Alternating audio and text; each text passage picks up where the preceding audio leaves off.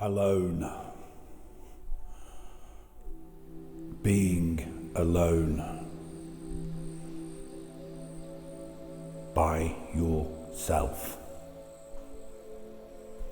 your own mind, your own thoughts,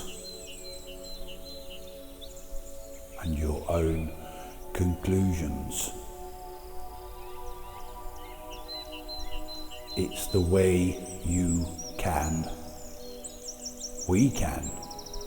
work things out. But how many people actually are alone for any amount of reasonable time? Driving home for the 30 minutes from work or your job or from your brothers or girlfriends.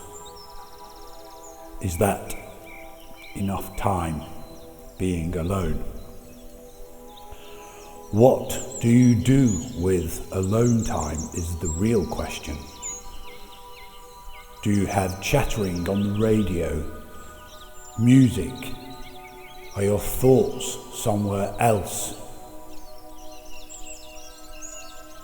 Are you 100% concentrating or on driving? Or if you're walking the dog, what are you thinking about? Alone. Am I talking about the film? Or a documentary about being alone? No. I am talking about you being alone and what it can do for your mind, and in turn your mind and your body and your environment, your life and your reality.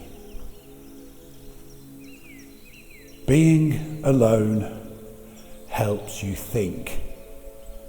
It helps you sort out the crap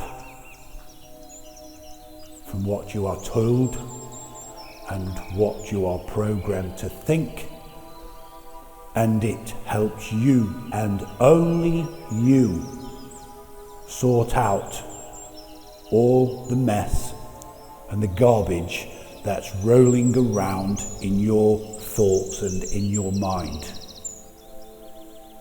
But people do not do this, especially in the West. We do not spend time with ourselves. Some do, but the majority of people are always busy within their mind. They may spend 4-5 hours every evening watching the TV alone, but they are not alone because they have invited all those producers, writers, actors, directors, and all those programs into their mind space. And once they are in your mind space, it becomes habit, repetitive habit. And you'll want to see the next film, the next show, the next drama. That is not being alone. That is being programmed by programs. That is mainly what the TV is for, to program your mind into doing nothing about everything and to sell you things you don't need but which somehow you always want.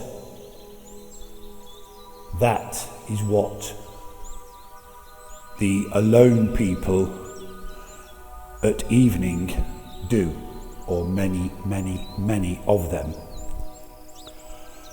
Alone from a perspective of this I is travelling alone into a remote forest or a remote area and not seeing one person for days. Now, I know this is the extreme, or one of the extremes, but what is trying to be seen here is the extremes of when people say alone and the meaning of alone, and what the real effect of really being alone can do for yourself and your mind and your life and reality. So, going into the middle of nowhere, finding an abandoned track, camping out there in the pitch black for days, sometimes weeks or even months on end, and only going into towns for supplies, water, food, whatever else is needed. And that is what this I does to be alone. Now, what does one do when they are really alone? Well, from going from somebody who used to like a pint, going to the pub, having a party, doing all the party things with the party people, I now go and be alone, and because I have been alone and let my mind work with me instead of letting my mind work against me and letting other wills welcome into my mind to program me into whatever they want me to think, or exchange my energy into doing nothing about anything, I can now build things. I can fix things. I can think about things in a different way than the people I used to know. In no way am I saying I am better than anybody else, and no, I should do that, because after all, we are all here in this reality together. It's just a different experience from different perspectives or different consciousnesses using the one consciousness to see reality different so that we can evolve and move on. But what I am saying is that by being alone, I have learnt to think properly and clearly, and to understand how things work, how I work, how the world works, how the world is structured. And once you start to understand how you work, you start to link the situation and circumstances of how other people work. Once you understand how the world works, you start to understand why reality is the way it is. I have learned how to build things with wood, with plastic.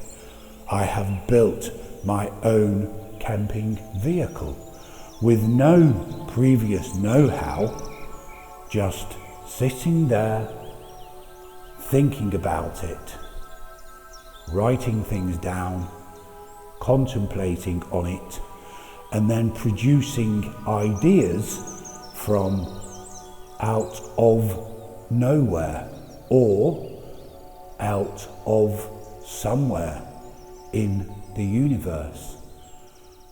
The ideas from maybe other things I've seen, ideas that are original to me. Where did they come from? My mind? Or did I tune in to the bigger picture? Did I started to vibrate on a different frequency? And that is what meditation is. It's tuning in to a different frequency. Being alone tunes you in to different frequencies. It's very subtle, but the more you do it, the more you start to understand that the world is a sea of energy, and how we live today is a certain kind of frequency. But if you pick yourself up and go into an environment that you don't usually go in, for example, the middle of nowhere, away from everybody and everything and all technology, you will start to vibrate or think or create different frequencies, which in turn will bring forth to you different ideas,